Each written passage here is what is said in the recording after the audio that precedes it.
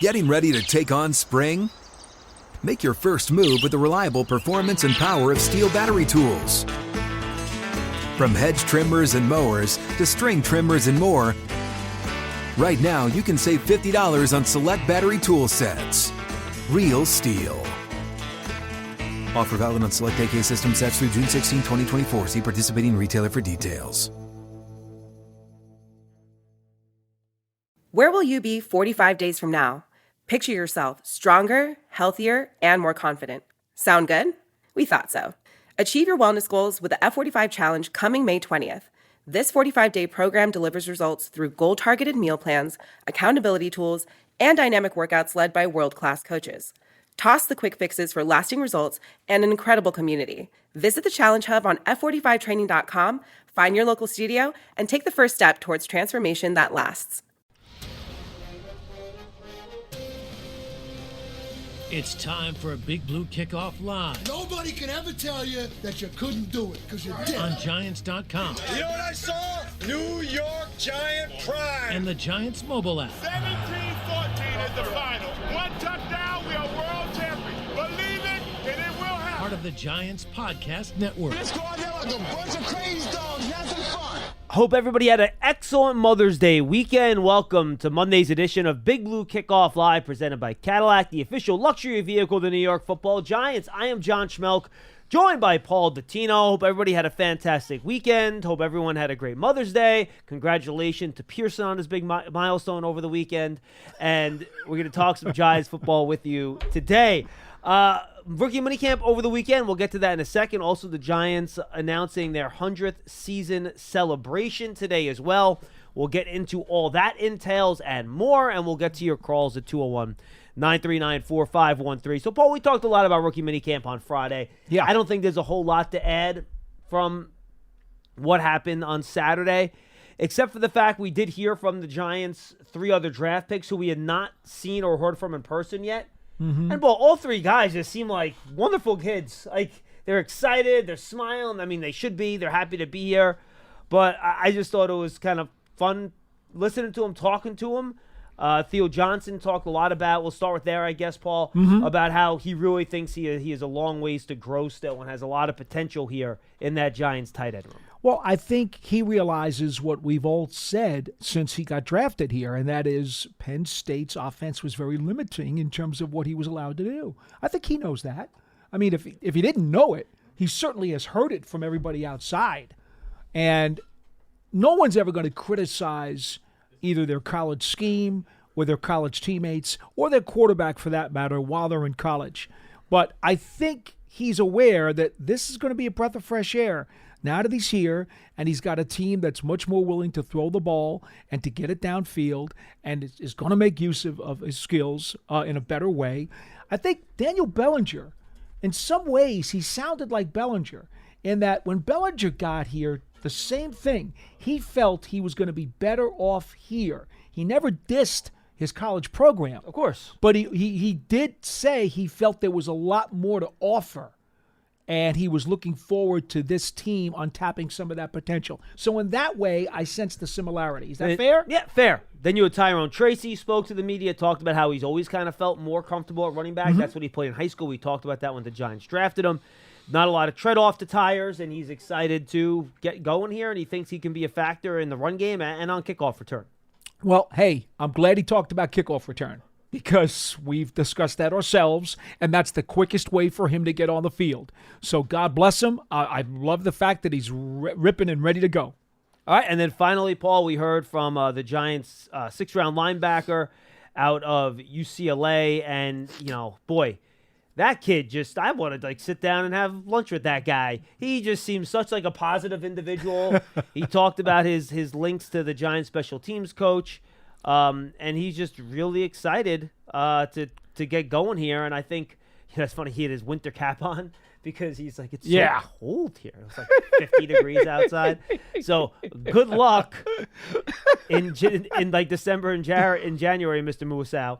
But it was fun to get to know him, and I thought it was he just seems like he's going to be a sponge. He's super excited to be here. He's got a great personality, and looking forward to what he can do on special teams. Looking at him on the field, when they got here to begin their practice session on Friday. You see him looking like he belongs. From the very beginning, when they were doing even the positional drills, he was the one guy in the linebacker group who really seemed very assertive and like, okay, I got this already. He is a bit smaller, only about 6 feet tall, John. You notice it right away. He's not, and we knew that going in. We knew. Just based on his measurements. We knew what the measurements were, and when we saw him on the practice field Friday, you could see he was absolutely more of the shorter, diminutive type linebacker. I mean, there have been guys who have made it, though, in the league. Sam Mills is the one that always comes to mind. It's not an automatic like, you have to be.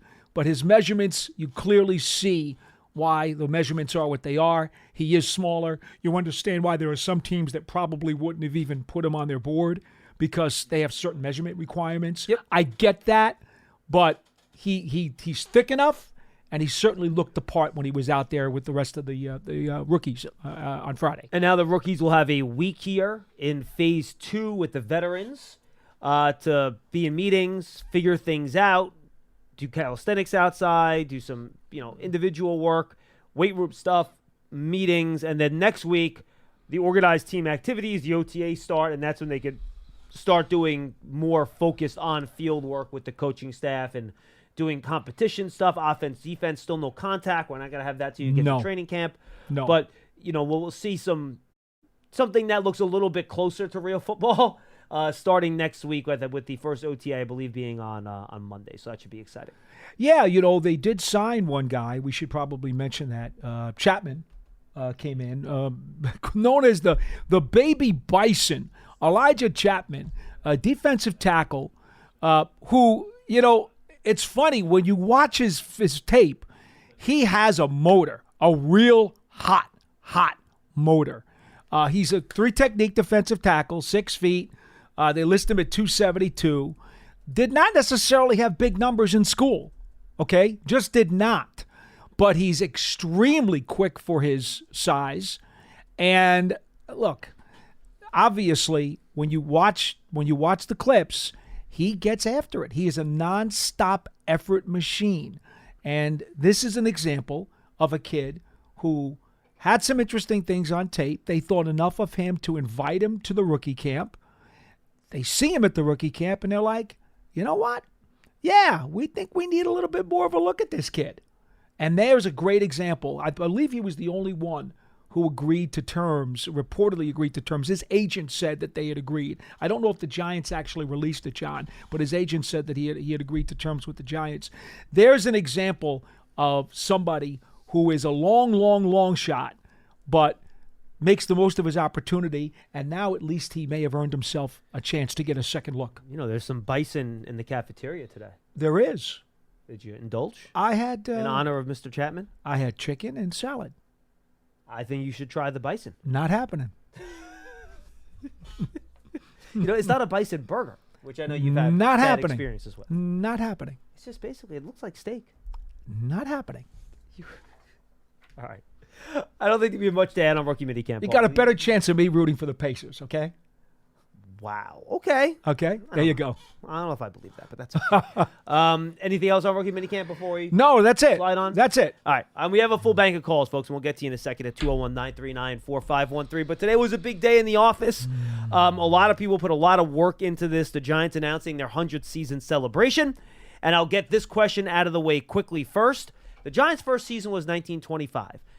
2025 would be their 101st season. Correct. 2024 would be their 100th season because 2025 counts as one. So for people that are saying, wait a second, it's not 100 years, it's 99 years. No, since 2020, the 1925 season counts as season one, the 100th season is in fact 2024. So before we get complaints about people complaining about that, just want to make sure people understand that. So simple math, John. Yeah, so the Giants, you can go to the Giants Twitter handle and all that stuff, giants.com/100 as well. They have all the information on there in terms of what the Giants are doing. I'll give some of the, top angle stuff here real quickly. So they released the logo. There's a lot of details with the logo. Again, you can go to the Giants Twitter account to kind of explain it. The zeros are the shape of Giants Stadium. They have different things representing different parts of the Giants history. There's a cool video up there that our group did a great job putting together. We're going to basically be celebrating this thing all year round. This is not just like, all right, this week we're celebrating it and it's going. No, this is going to be an all year long celebration. Stuff in the community. There's going to be a lot of stuff that fans can purchase via retail as well. And a lot of content coming your way too. One thing that has already launched, you can go check it out. It's basically Giant fans will get a chance to vote for the greatest play in Giants history. You can go to Giants.com, go to the greatest play bracket, and you can set your votes for it. You could find a podcast for each one of the 4 brackets. It's basically 64 plays, and then you have 4 16 teams brackets, each bracket which be a week for people to vote. Bob Papa and I do a podcast on each one of the 4 brackets talking about the play, so you can go check that out. It's on Giants.com, the Giants app. It's also on the Giants Huddle podcast feed as well if you want to go check that out. A couple other announcements. NFL Films is going to do a documentary called The Duke on the life of Wellington Mara, one of the founding fathers of not just the Giants, but the National Football League. So that'll be cool. June 20th. Well, his dad was. Yes, correct. The family is one of the founding families of the National Football League. Let me correct myself. You're correct. On June 20th, the Giants will host Giants 100, A Night with Legends, presented by Verizon at the theater at Madison Square Garden. Tickets will go on sale on Thursday. So make sure everyone goes check that out. Season ticket holders will have a little bit of a earlier window to get tickets, but it'll get open to the public on Thursday, May 16th at 10 a.m. On Ticketmaster.com. All the benefits will benefit the Giants Foundation in that situation, by the way. You'll have a bunch of Giant legends there. Bill Parcells, Tom Coughlin, Eli Manning, Harry Carson, Hall of Famers, you name it. It's going to be a great event. If you folks want to go, again, tickets go on sale. If you're not a season ticket holder, Thursday, May 16th at 10 a.m. Tuesday, May 14th, 10 a.m. for season ticket members. So make sure you go check that out. The Giants will also be announcing the top 100 players in Giants history. A blue ribbon panel was put together with people unaffiliated with the organization. Those are people that have either covered the team over the years or historians. Some fans got involved as well. Hence why I could not vote, by the way. Just so you know, folks. Nobody voted. I didn't vote. Bob Papa didn't vote. The Maras didn't vote. Nobody in the organization voted for this. Bob did a good job putting it together, even though he did not vote. We also, last week, one of the reasons I wasn't here a couple days last week, including Monday, is that we recorded our podcast series where we interviewed a bunch of players in the top 100 list. Those will start getting released in July when we start unveiling who the top 100 are. So that's going to be a 10-part podcast video series announcing who the top 100 players in Giants history is. So, and that's presented by Bud Light. So a lot of really cool stuff coming your way. We're going to have more announcements later in the week with other cool stuff that I know fans have been anticipating and excited about. So we're going to have different announcements throughout this week as we celebrate the Giants' 100th season. And again, this celebration will continue throughout the summer, into the season, throughout the weeks. We'll do special stuff each week. There's a special collaborative day with the Yankees because the Giants did spend a lot of time playing their football games at Yankee Stadium. I want to make sure I have it right. 18 years at Yankee Stadium. So on August 4th, when the Yankees host the Blue Jays, you're going to have 18,000 fans getting Eli Manning bobblehead doll. So, trophy, figurine, whatever bobblehead. You want to call it. Bobblehead. Bobblehead. Yeah, figurine, doll, whatever. I believe it's a bobblehead, and I think Eli has a football in it. I think he's throwing a football. Well, it makes sense.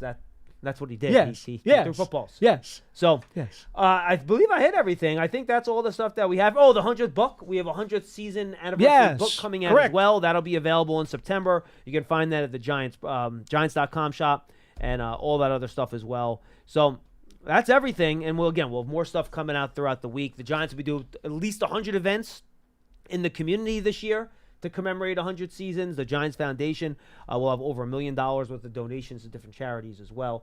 So it'll be a lot of good stuff coming your way if you want to talk about that. And maybe tomorrow, Paul, we can, since we still have a whole lot going on yet, maybe we can dive into that first 16-team bracket for the greatest plays in Giants history. We can have some fun with that tomorrow. Okay. Anything to add, Mr. Giants history historian guy? No, it's all on the release. I think you folks who, if you hadn't seen it yet, if you haven't gone on the website, there is a really special computerized CGI graphics video that was put together for the logo that came out. It's computerized. That's the technical term, by the way, just for the record. CGI is not computerized? No. Just go ahead. I'm just making a joke. I've never heard it say all videos are technically computerized because they're edited on a computer. Oh, okay. Well, whatever. No, I don't. In any case, it's very, very, very well done, and I applaud our IT department and our computer graphics department. Production department, not our IT department. They didn't have anything technically to do with all the machinations that make that happen? The IT department? No. Okay. Well, our IT department does other stuff that's really good. But okay. No, they had nothing to do with the making of the video. In any event, I know our graphics people were certainly involved in it too. And Doug Murphy is in charge of our graphics upstairs. And I just think that it's really, really cool. I will tell you, I had not seen it until it came out this morning. I knew what it was going to be. I just didn't see it. So when I first looked at it, I was like, man, that is really, really cool. And that is cool. That's my comment on the whole thing. And I think fans are going to like a lot of the stuff that's coming out here as the Giants celebrate their 100th season. I think it's the fourth team that's celebrating their 100th season. You had the Lions, the Bears, and the Cardinals. That sounds right. I believe were the other and three. the Packers. Packers too. So Packers the fifth. too. You're right. Thank you, Pierce. I knew those one more. So yeah, we're the fifth. So it's good stuff. Yeah, and if you didn't, it'll be a fun season. Yeah, and that 100th season patch will be on the left shoulder blade. And as I had posted this morning, the Giants have only done that twice before. They did it for their 70th. For their 80th season and for their 90th season. This is the third time now they will have a patch on their uniforms commemorating a season. Yeah, they've had other patches before, but none of their there have been memoriam patches. There have been Super Bowl patches for Mr. Tish and Mr. Mara, right? Mm-hmm. There have been captaincy patches. Yep. There have been league patches. Okay, where the league asked teams to wear certain patches for certain things. But in terms of commemorating a certain year, the Giants did it for the 80th, the 90th, and now they're doing it for the 100th. Hey guys, this is Matt Jones, Drew Franklin from the Fade This podcast. We got a great episode coming up, picks in all the sports, football, basketball, we do them all, but here's a preview of this week's episode. Do you think it's more embarrassing to dye your hair or to have hair plugs? I don't think either are embarrassing if you're not trying to conceal it and act like you didn't. Okay, so you think if you just come out and go, I got hair plugs. Yeah, like check out these hair plugs. I mean, don't just walk around, tapping, hey, stranger, I don't want you thinking this is natural, but I mean. Do you have to do that with everyone you meet? Some people try to act like they, you know what I mean. Yeah, but I mean like John Cena got it. You know, when John Cena came back to wrestling, he had a bald spot, and now he doesn't. Mm-hmm. You think he should be required in all interviews to say, look, by the way, I covered up my bald spot? Yeah, I guess it's weird. I mean, you don't wear a sign or put a sign in your yard, but. All right, so what about toupees? Those are the most obvious. But let's say you're like Bill Self and you can get it to where it looks good. His is magical. I don't even know if his is a toupee. It is. I think he went into the future and had a procedure we haven't even discovered yet. And this episode was brought to you in partnership with DraftKings. To hear more, listen and subscribe to Fade This on iHeartRadio or wherever you listen to podcasts. Yep, absolutely. And the Giants are grateful for the unwavering support throughout the history from their fans, community, and their corporate partners. And again, for more information on the Giants' 100th season, please visit giants.com/100. 201-939-4513. And guys, if you guys, by the way, if you're at home and you want to go through the bracket and you want to kind of get our take on some of these plays, only 16 are up there now. But again, each week moving forward, you'll have 16 more. Then we'll have our final four. And I think we can guess what some of the plays are going to be that are going to be in that Final Four. But we will get there, and let us hear your vote. Go in there, and guys, vote. It's here for the fans to vote. The fans are going to decide. So make sure you go check that out.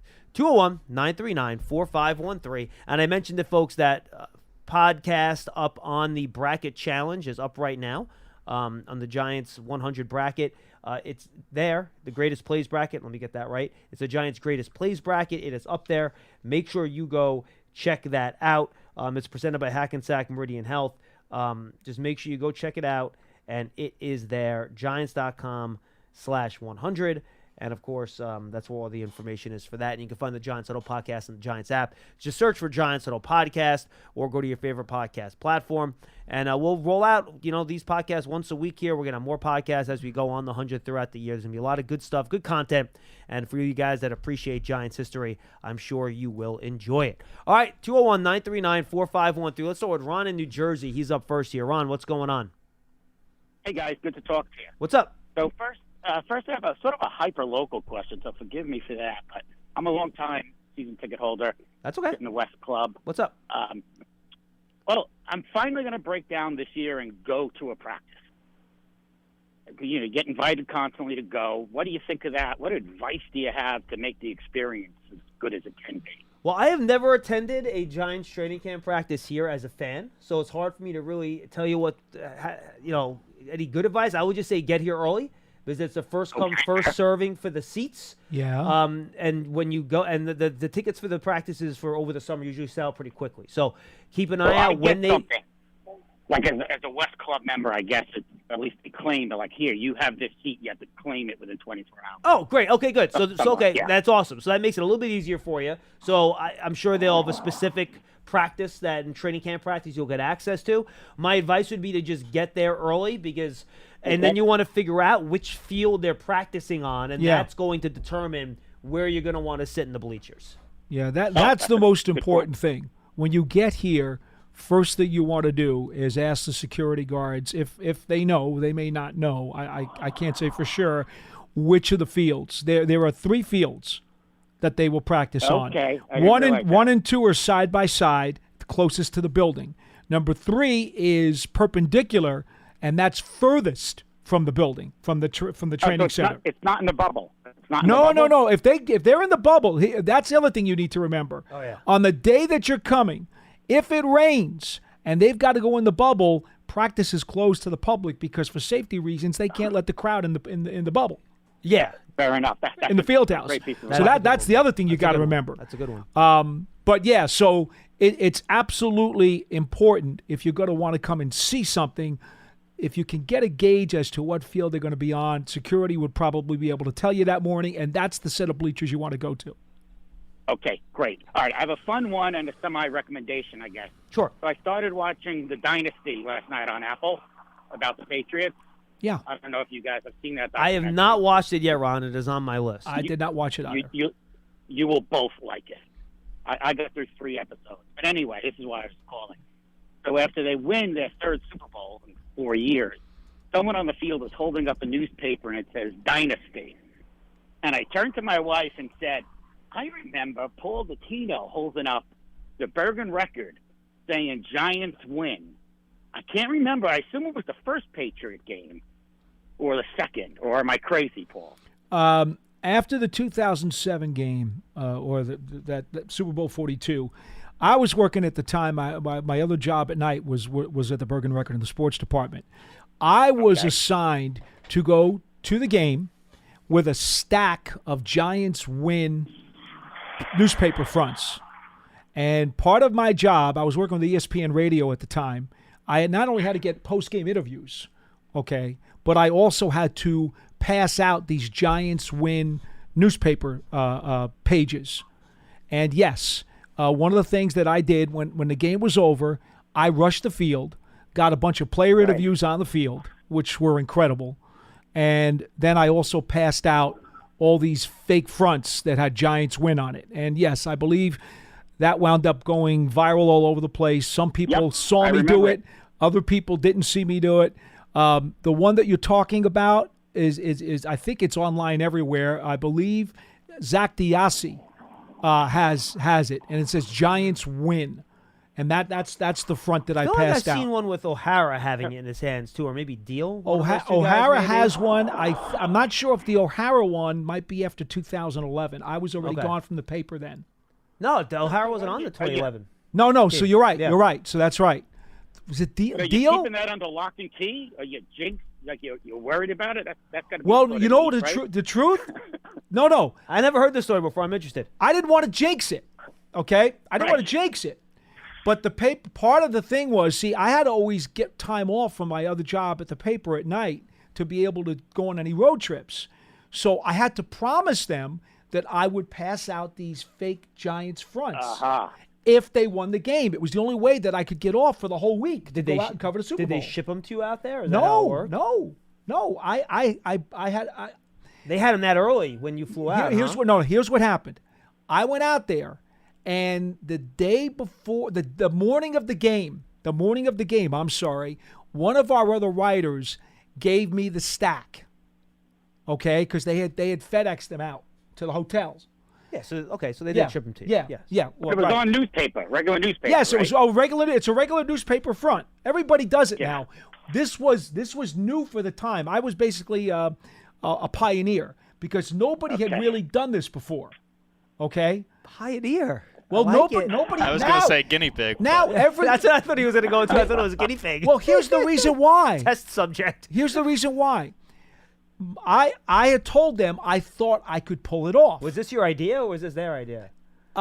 It was kind of both. Okay. They thought about printing up the page, and I told them I was extra aggressive, and I said, "Look, I will run out onto the field, and I will pass them out, and if I can't, I'll pass them out in the locker room, and one way or the other, I'll get them to all the guys." And this way, the paper would be happy because they got the publicity, and also they allowed me to go out there for the week. I mean, so this was a twofold thing. Well, you were on the field for the game. No. I was in the field. I was in the auxiliary press area up in the third deck in the corner where Randy Moss caught the touchdown when Corey Webster fell. Right. As soon as the last Tom Brady play when they lost. Remember they had the two bombs and okay. Yep. As soon as I was standing at the tunnel of that section. As soon as Tom Brady they missed the incomplete, game is over. Okay. Now I'm sprinting with a huge stack of newspapers plus my ESPN mic and my recorder. I'm sprinting down to the stairs because the elevator at that point I couldn't get in the elevator. I had to run down 3 levels of stadium. With the fans, probably, right? Oh, I was like O.J. Simpson to an airport. After the 2011 Super Bowl, I had to run down to do interviews for the post-game show, and you run with the fans. Okay. It's chaos. So I was cutting through everybody. I'm carrying all this stuff. I finally get downstairs. I had my credential, of course, so I got down to the basement level of the stadium. Now, as I'm going around, I had to, unfortunately, go all the way around the stadium to get to where the Giants locker room was because I knew the Giants people would be down there, and that would be the best chance for me to pass out the stuff.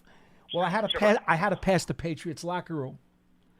And Did you have a photographer with you following you? No, I had nobody with me. This was a one-man show. I mean, I was like James Bond on a one-man mission. Now, Ron, you understand, they try to have people work with Paul, but everyone just refuses, and that's just the way it generally goes. But here's the best part. And I'm going to say this now, okay?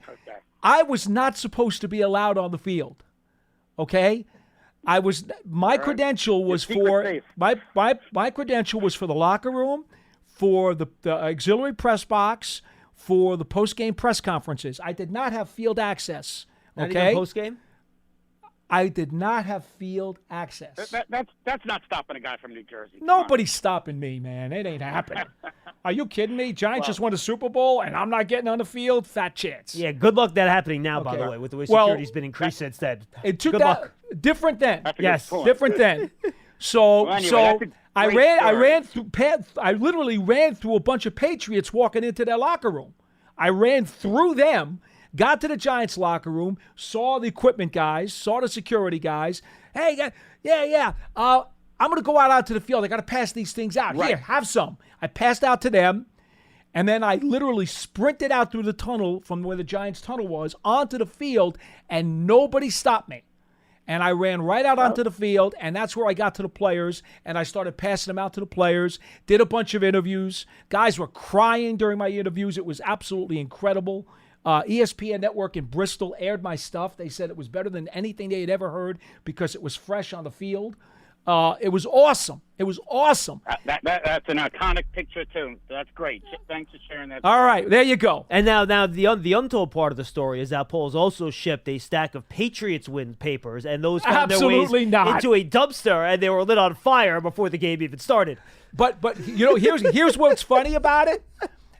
After that Super Bowl, every single major newspaper in every potential championship situation started printing those, because what they found out was, because I passed those out and they got so much publicity and got on TV in so many different places. It's great advertising. The advertising was worth millions. Of course.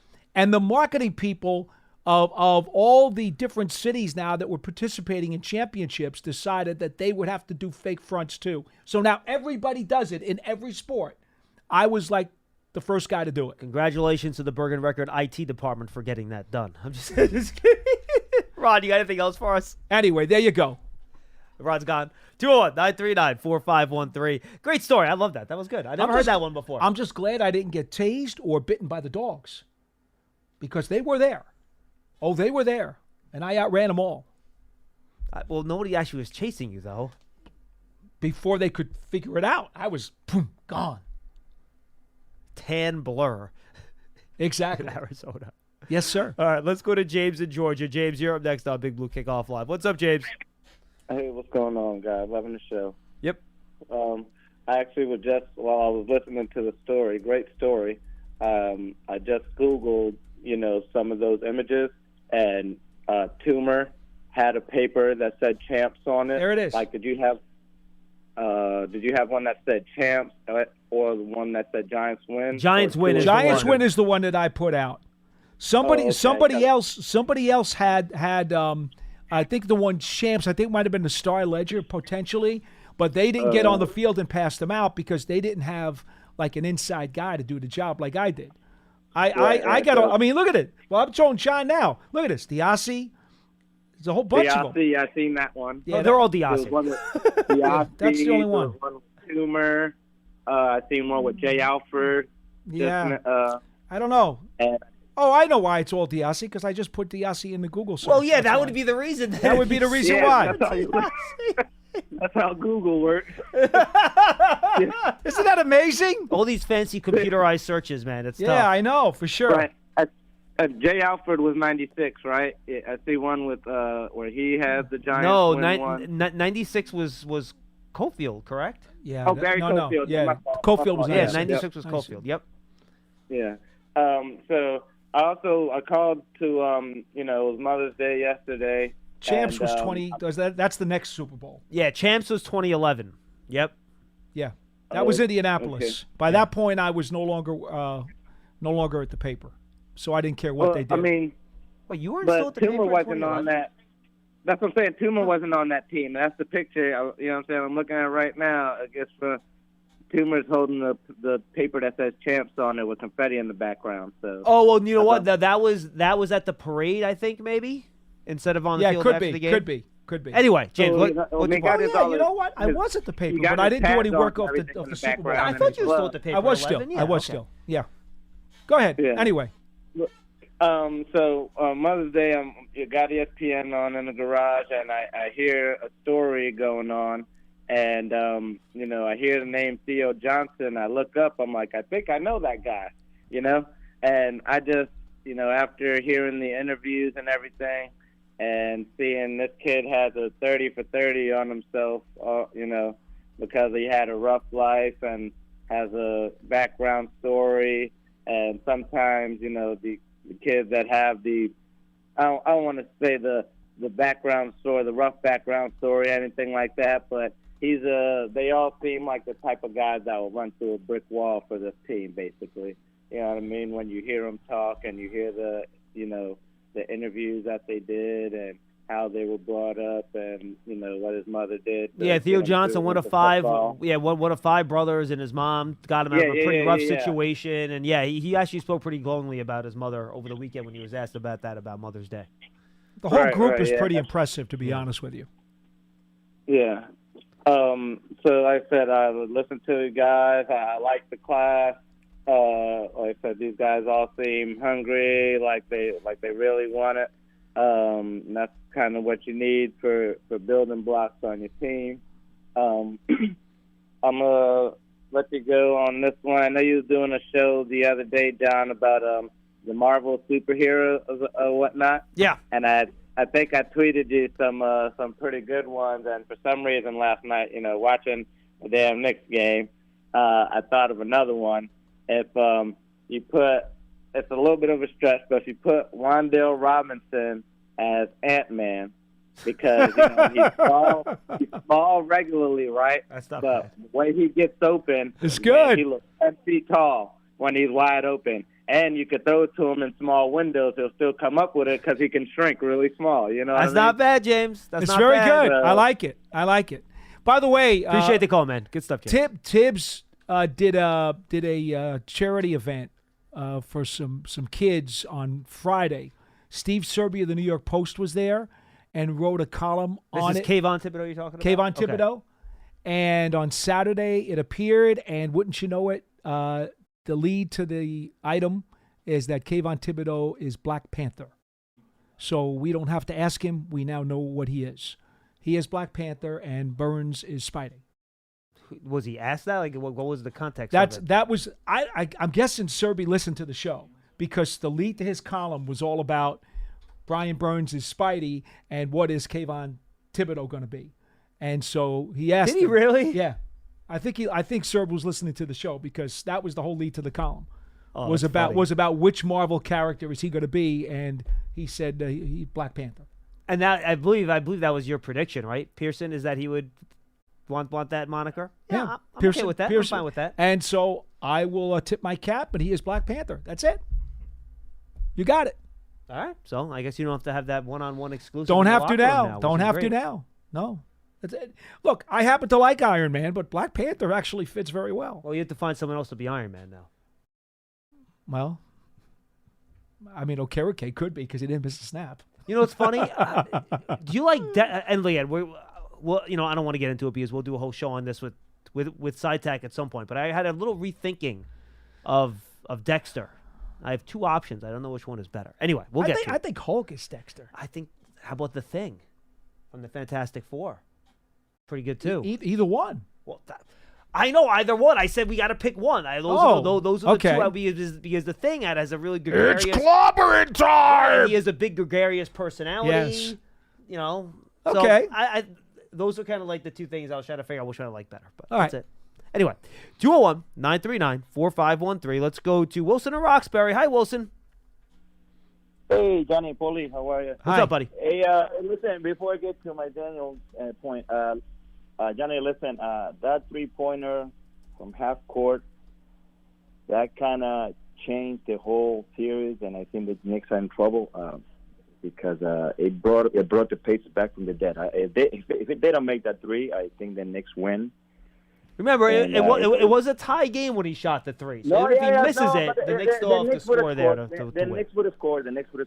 You could tell. You could see it. The Knicks would have scored. I feel the same way, to be honest. Yeah. But whatever. Yeah. It's like, and I think they're in trouble now. Not only physically, but I think emotionally. It was like I don't think they recovered from that three-pointer. Wilson, I've got to be honest with you. This team's really resilient. I know they got blown out the next game. You take that game, you throw it out. They will play their rear ends off in Game 5. They might not win, but they will play their rear ends off. I know, but forget about the Knicks. It brought the Pacers back from the dead. That's true. Absolutely, 100%. There's no doubt. No, 100% accurate. Yes. And if the Knicks do lose the series, that shot will be the turning point. Yeah. Oh my God, Paulie, without a doubt. Yep. That's without a doubt. Now remember remember this too. Knicks caught a lot of breaks at the end of Game 1. Pacers caught some breaks in the Game 3. I know. And now you're 2-2, and you got a 3-game series, 2 at home. Try to win the series. Win your home games. I know. It was just like a dagger. Like I never seen a dagger like that in a long time. No, I'm with you. I'm with you. So listen. So all right. So I know that every. I mean, you got calls some. These people that work for the Ringer or they work for the Athletic or for CBS Sports. Those are pretty reputable. Sites for sports. But some of these people that write there, I mean, they're morons. There's no other way to call some of these people that write stuff like this, because when you write stuff, you got to have some kind of context and some kind of perimeter or whatever, how you're writing, because, at the end of the day, you are a professional. For some moron, right, to write down that Daniel Jones is the 32nd worst starting quarterback in the NFL, even though you're just writing stuff for the hell of it, it's an insult to guys like yourself that work in the same profession. I mean, to have Daniel Jones behind J.J. McCarthy, Jane Daniels, Caleb Williams, some of these kids that never threw a pass. Oh, and Wilson, that frankly, in my opinion, wasn't even the worst of it. He was behind Gardner Minshew on the list. I mean, that's right, right. Which is, I understand that you can write whatever the hell you want, but Jesus, it's got to have some kind of content, though. I mean, Wilson, Lance and I always try to give you this advice, man. Don't let these other guys that do national stuff writing about your team bother you. They're not close to it. They don't know. They're doing the best they can. They're looking for clicks. Don't let this stuff bother you. No, it doesn't bother me. Johnny, I tell you the truth, though. I mean, I'm in the wrong business, man, because, I say crazy stuff all the time. Okay. Listen, man, you know what, man? Hey. Hot take Wilson, baby. Big point for honesty, Wilson. Very big point for honesty. Hey, listen, Johnny, you got to help me out, man, because the other day I saw you guys have a spot in Spanish. You got to get me in there, Johnny. I mean, listen, either they throw me out in 20 minutes or my hit. I don't have a middle ground. But hey, no, Wilson, look, Wilson, next time you call in, Pearson does a lot of work on the Spanish podcast. You'll have to sweet talk Pearson, and then maybe he can get you in there, okay? Hey, listen. Hey, Johnny, that'd be like my number one bucket list. Okay. That'd be great. But listen, you know what? All kidding aside, this is what makes that. This is why John Mara loves Daniel, and this is why Daniel is perfect for New York, because Daniel's still a kid. What is he? 25, 26, 27? He's not 27, is he? I think he might be turning 27. We'll check. I will double check that though. But he's still a kid. 26. But some other quarterback. 27 in 2 weeks. That was right. All right. So, Paulie, let me ask something. Some other guy, right, that has a short fuse, he'll be writing and writing stuff on Twitter. These guys don't know what they're saying. You know what I'm saying? But he can. I'm sure it bothers him, but he keeps it personal, and he doesn't embarrass himself or the organization. He just keeps it separate, and that's what makes him. Some other kid wouldn't be able to handle all this crazy stuff that they say Wilson, about him. His demeanor is a lot like Eli's was, and that's one God. of the main reasons why Eli was able to do what he did and put up a Hall of Fame career, because he didn't react to the outside noise, and Daniel's not going to do it either. Right. Now, some people still think that Eli Manning was lucky to win 2 Super Bowls and he doesn't deserve to be in the NFL. I mean, moronic stuff. But that's why John Mara loves him, and I think he's perfect. And I'm hoping that he's got a great season, so he shuts a lot of these people off, because at the end of the day, even though it's just stuff that people write, I mean, there's no content whatsoever. That's what I'm saying. And I know, I don't know why you guys feel, because you guys are in the business. I'm just a fan, but. Does it bother you guys when people just say stuff like that? And thanks again for listening, guys. And Johnny, make that phone call for me. I love you. Okay, appreciate it, Wilson. I mean, if you really wanted a hot take show, I mean, it would take Pearson probably 2 hours to edit the thing every time they did it. You would put Wilson and Charlie on a 2-man podcast together. See how that goes. They should just stick to the Twitter Spaces. No, I think the best one, you would have Wilson speaking in Spanish and then Charlie talking in English. Neither one would listen to each other. They yell at each other. At least I could understand the Boston accent. Yeah, that's true. Wow. Interesting call, Wilson. And look, I saw this thing last week. I debated whether or not to bring it up on the show because I thought it was nothing to do with it. Because I thought it was just didn't make a whole lot of sense, to be totally honest with you. Like, Will Levis is 22nd on this list. And look, I was a bigger Will Levis fan than most people last year, but based on what he did last year, he's 22nd. He's like 5 spots ahead of Derek Carr. And say what you want about Derek Carr, I mean, he's made playoffs before. His teams are around 500. Stuff like that is simply off-season content. Yeah, that's exactly what it correct. is. Okay? Which you might as well go to the supermarket, open up a can of Spam, and spread that on a piece of bread because that's about what it's worth. And I wanted to look at the rankings and try to give the benefit of the doubt a little bit. All right, well, maybe the reason they put him 30 seconds because of the injuries, right? That you just can't trust him to stay healthy. And then I looked at the caption, and there was no mention of injuries. So I'm like, I give up. I just didn't want to spend a lot of time on it. Where will you be 45 days from now? Picture yourself stronger, healthier, and more confident. Sound good? We thought so. Achieve your wellness goals with the F45 Challenge coming May 20th. This 45-day program delivers results through goal-targeted meal plans, accountability tools, and dynamic workouts led by world-class coaches. Toss the quick fixes for lasting results and an incredible community. Visit the Challenge Hub on F45training.com, find your local studio, and take the first step towards transformation that lasts. I'm with you. 201-939-4513. Hey, folks, it is the Giants' 100th season. Do you want to go to some of these games? Well, in order to do it, because it's tough to get single-game seats. Sometimes they're available, sometimes they're not. The best way to guarantee you'll get to go to some of these 100th-season games is to become a Giants season ticket member. Take your fan to the next level with the season ticket membership. Stay connected to the club all year round, not just on game days. Memberships are now available for the 2024 season. To learn more about all the exclusive member benefits, visit Giants.com/tickets. Limited inventory is available. And while you're there, folks, all this 100th season content, it's going to be on Giants TV, the Giants' official connected TV streaming app. Giants TV brings original video content and game highlights on demand and direct to Big Blue fans. Giants TV is free on Apple TV, Roku, Amazon Fire TV, the Giants mobile app, smart TVs everywhere, you name it. Go check it out. 201-939-4513. 201-939-4513. Roy in Charleston wants to talk about the 100th. Roy, what's going on? What a great-looking logo. What an amazing video. Isn't it great? Seriously, Wow. it's really cool. Wow.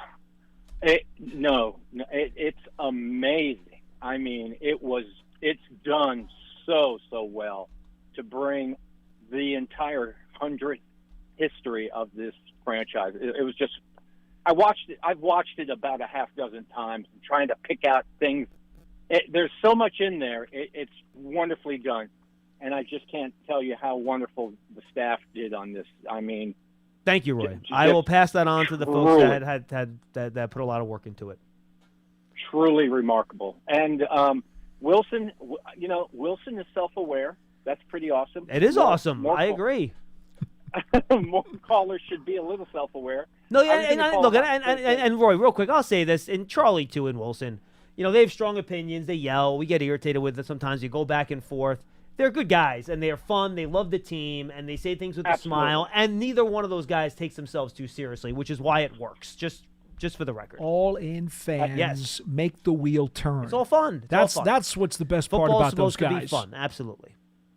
I completely agree. And I was going to mention about Daniel Jones being on that list. I mean, really. We've got Robinson. We've got Wendell coming back off of his ACL. We've got some players that we had last year that were just coming back off of injury, the draft, some of the free agents we signed, and if Daniel can heal completely and come back, I think first of all, he's our quarterback, so we should support him anyway, but I really think that we've got a good chance of having a good year this year. And I think this is, with so many opportunities, with so many players that will give so many opportunities. And I think you mentioned it, Paul, that, this is going to be a passing team, because Brian wants to he wants to pass this ball. And I think with, between Theodore and between Belton, is it Belton or our other tight end? He's talking about Theo Johnson. Theo Johnson. Theo Johnson, yeah. Theo Johnson, thank you. And, I think we've got I think we have a much better chance, especially and I think Daniel's got a great accuracy. And I think he proved that a year ago. So I'm excited about this upcoming season. Of course, I'm not going to say the word that begins with H and ends with TH. So, but if everybody remains the strong, opposite of injury. That's okay. Thank Go you. ahead. I got it. That's Go ahead. Yeah. Took me a second. That's okay. I knew Paul would get it. I was pretty good at game shows as a kid, John. It's okay. Well, not to mention that we've talked about that many a times. I've heard you talk about it many times. Anyway, so I feel good about the season, and living in Charleston, I'm trying to figure out which game I want to get. I can't be a season ticket, but I'm sure I'm going to get a couple of single tickets, and my wife and I come up north and try to get to one of these games. So awesome. So go Big Blue this year, all right? Thanks, Roy. Appreciate it, man. Hey, John, good chance to remind everybody. The league officially did put out that the schedule is coming out 8 o'clock Took the word right out of my mouth. Right, Eastern time on Thursday. We already got one today. The first game of the year will be on that Thursday night. Chiefs and Ravens. Not a bad way to open the season. September 5th? The Thursday after Labor Day. So, whatever day that happens to for all of you people out there who love to quote sources in breaking news, we can say, sources say, breaking news, Ravens Chiefs on Thursday, September 5th, which means we know for sure the Giants will not open with the Baltimore Ravens in Week 1. That's a good point. You're right. Also, just a heads up, it's 8 p.m. on Wednesday. Yeah. What did Paul say? Thursday. It says. No, the game is Thursday, September 5th. The schedule will be announced on Wednesday night at 8 p.m. I'm sorry. And that morning, we're supposed to get the international games, my understanding, based on reports that I've seen released. Okay. So if the Giants are going international, we might know that on Wednesday morning. And, folks, this is also a public service announcement. Beware fake schedules. We had somebody this morning, a buddy sent me, the Patriots had their schedules leaked, and they're the Patriots playing the Jaguars in London on Monday Night Football. No. Are you kidding me? Now, for those that don't understand time zones, if the Patriots were to play the Jaguars on Monday Night Football in England, and it started, even if they did an earlier start time, let's say they moved up to 7:20 U.S. time, it would be starting at 12:20 a.m. in London. Oh, God. I'm not the smartest guy in the world, but something tells me they're probably not going to start an NFL game after midnight in London. Oh, yeah. Just saying that's probably not going to happen. Good catch, Pearson, by the way. I was thinking Thursday because that's the opening game. That's not the schedule release. Schedule release is the 15th, which is Wednesday. All right, let's go to Hugo in New Jersey. He will wrap us up today. Hey, Hugo, how are you? Hey, guys. Good afternoon. Hey. I'd like to start off by echoing Roy's comments about the logo and the way the rollout is done. I'm sure a lot of people put in a lot of work to get this to such an exceptional level, and it really is excellent. I was glad to see that the Giant Man made it into the logo. I asked for that. I'm sure they were listening to me, by the way. Wink, wink.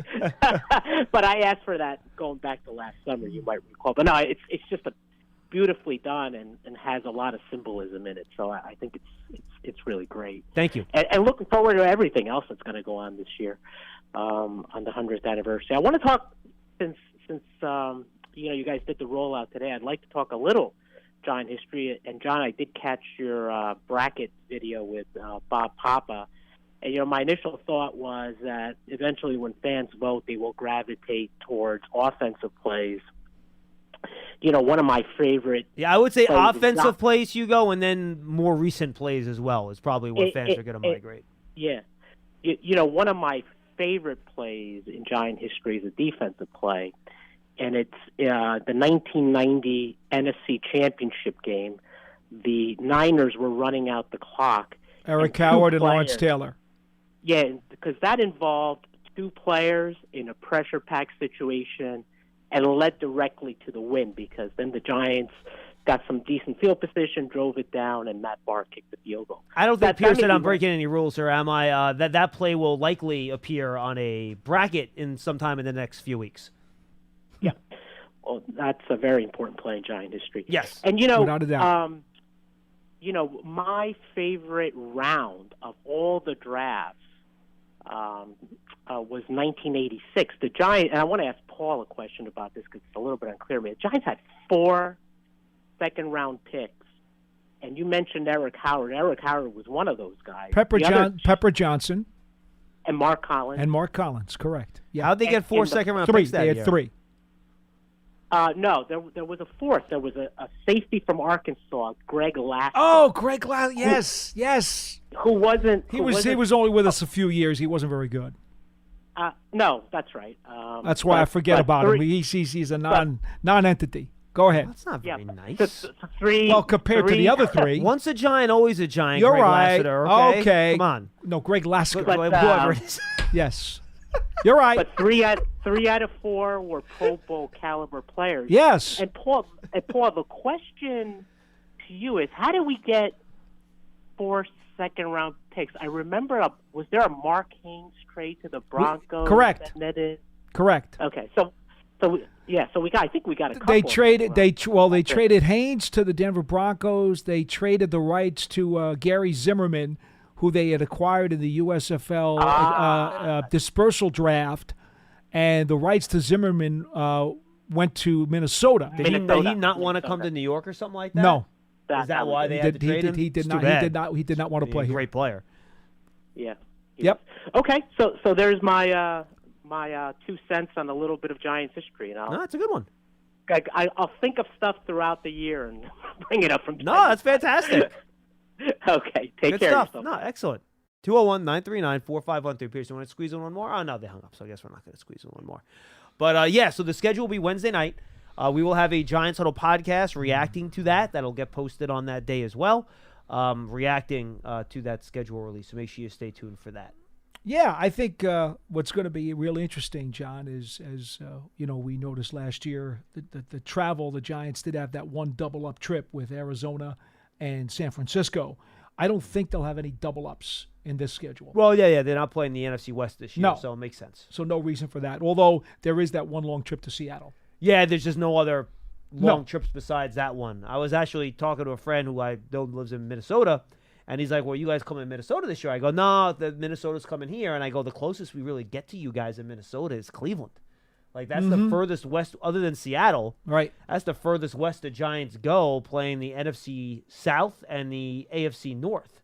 So, yeah, the schedule in terms of travel is not nearly as arduous as it was last year. Yeah, I totally agree with that. And, hey, however it breaks down, the bottom line is you got to play it, and no matter how much you like it or don't like it, that's what's in front of you, and that's what the coach is going to say. We got to play the schedule because no one's going to change it now. Once it comes out, and that's the way it is. Yeah, 100%. Again, folks, go to Giants.com/100 to check out all of the great stuff the Giants are doing in terms of their 100th season celebration. Make sure you go check that out and go vote in the Giants' greatest play bracket. You can find the link to that in the podcast.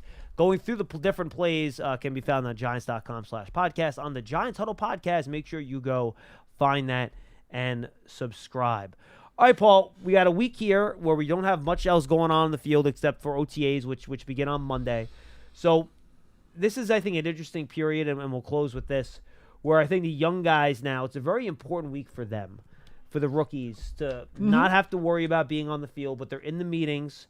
You have to catch up on all the installation that's happened in the last 2 or 3 weeks, and you have to go back, go over the stuff that your veteran teammates have done already, and try to catch up and get up to speed with where the vets are. Yeah, look, the film work and the book work is incredibly important right now, because the one thing that they want to see when these guys all convene together for the actual minicamp, the mandatory minicamp, which is coming up in a few weeks, they want to be able to see when you guys get on the field, don't look lost. That's the number one priority. Don't come out onto the field when everybody's going to be out here together. We're going to try to run some plays and stuff. Don't look lost. If you're lining up in the wrong spot, you don't know where to go, you look very unsure of yourself, that is a big red flag to every one of these coaches. That's the last thing you want. Means you didn't do your work. Exactly. And the extra work you need to do to be ready to play. Yep. I'm with you. All right, well, no worry today. Why not? Thanks for being with us, everybody, on Big Blue Kickoff Live, presented by Cadillac, the official luxury vehicle of the New York Football Giants. For Pearson, doing a great job on the controls. For Paul Dottino, I am John Schmeelk. We'll see you next time on Big Blue Kickoff Live. Have a good one, everybody. Where will you be 45 days from now? Picture yourself stronger, healthier, and more confident. Sound good? We thought so. Achieve your wellness goals with the F45 Challenge coming May 20th. This 45-day program delivers results through goal-targeted meal plans, accountability tools, and dynamic workouts led by world-class coaches. Toss the quick fixes for lasting results and an incredible community. Visit the Challenge Hub on F45training.com, find your local studio, and take the first step towards transformation that lasts. Live Nation presents Concert Week. Now through May 14th, get $25 tickets to over 5,000 shows. That's up to 75% off a summer full of your favorite artists like 21 Savage, Alanis Morissette, Cage the Elephant, Celeste Barber, Dierks Bentley, Fade, Hootie and the Blowfish, Janet Jackson, Kids Bop Kids, Meghan Trainor, Bissell Pluma, Sarah McLachlan. Get tickets to more than 5,000 summer shows for just $25. Until now through May 14th. Visit livenation.com/concertweek to learn more and plan your summer with Sean Paul, Sum 41, 30 Seconds to Mars, and Two Door Cinema Club.